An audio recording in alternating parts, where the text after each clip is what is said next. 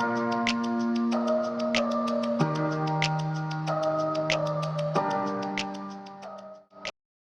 jadi rumahnya ini namanya rumah kebaya. Kebaya orang Cina Benteng dulu dipanggilnya. Terus kan kalau di Udik tuh ya, kalau rumah yang asli bener-bener tuh halamannya luas panjang. Ini tuh bagian paling depan nih namanya peseban. Tempat orang-orang nerima tamu. Jadi kalau ada tamu duduknya di depan di peseban. Pasti selalu ada balai. Tuh balai buat duduk. Terus di pelatarannya itu biasanya kalau orang Cina Benteng dulu tuh dipakai buat ngejemur padi.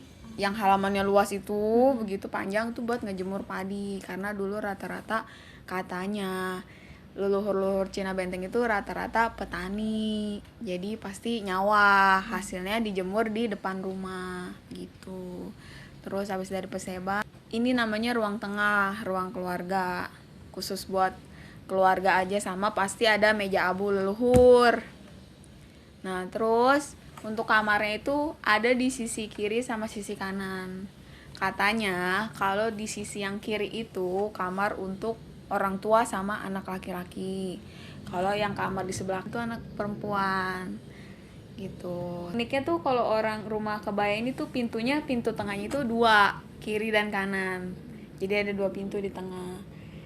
Terus masuk ke belakang ruangan dapur. Di dapur itu ada satu tempat namanya cemce. Tadi tuh buat tempat bebenah. Gitu. Terus kalau zaman dulu juga kamar dipanggilnya pangkeng. Bukan kamar, namanya pangkeng. Gitu. Tiap rumah itu pasti punya pintu samping. Nah, samping biasanya sih samping, kalau dari ngadep ke depan gitu samping sebelah kiri. Sama pintu belakang lurus dengan pintu depan. Iya gitu. Jadi uh, dulu rumah ini tuh masih pakai bilik, tapi sekarang udah mulai diganti pakai triplek. Sedangkan ini pembatas ruang tengah masih asli, masih pakai bilik. Tuh, terus uh, balik lagi ke pintu belakang tadi. Pintu belakang itu dibuat lurus dengan pintu depan. Itu Cici juga nggak tahu silsilahnya gimana, emang mungkin aturan dari sananya begitu. Terus untuk itu tadi tiongcit, tiang yang panjang gini di atas, paling atas, zaman dulu itu sebelum bangun rumah harus naik tiongcit dulu. Jadi palang ini tuh harus naik dulu nih, paling panjang ini. Terus ada kain merahnya, ditaruhin kelapa juga, kelapa kuning kalau nggak salah. Terus disembayangin juga. Abis itu baru dah dimulai dibangun. Dulu ada sumur di sini di belakang, dekat kamar mandi, tapi udah ditutup. Udah nggak keluar airnya.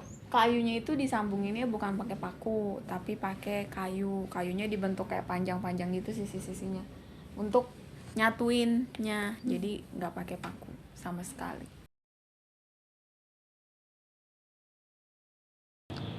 Jadi tahun 1945 dulu rumah ini tuh adanya di Cerewet, di daerah Cerewet di Udik sana. Terus katanya dulu ada keributan ya, katanya banyak yang dibakar-bakarin rumah, jadi habis di sana rumahnya. Terus Buyut Cici pindah katanya ke tempat pengungsian, suruh tinggal di tempat pengungsian kan.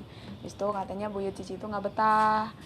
Nah terus kesinilah dia bangun rumah ini, karena dulu kan udah habis hartanya semua karena dibakar itu. Jadi minta tolonglah sama saudaranya.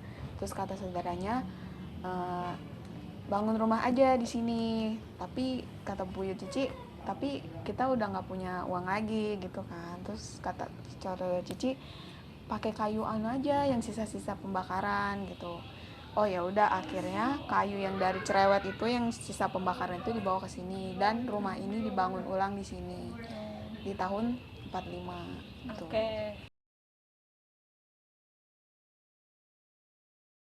Sudah 3 generasi ya. Jadi dari Kongco Cici, dari emak Cici, kan ini dari emak Cici. Sekarang papa Cici yang tinggal di sini gitu. Udah 3 berarti ya. Iya, 3.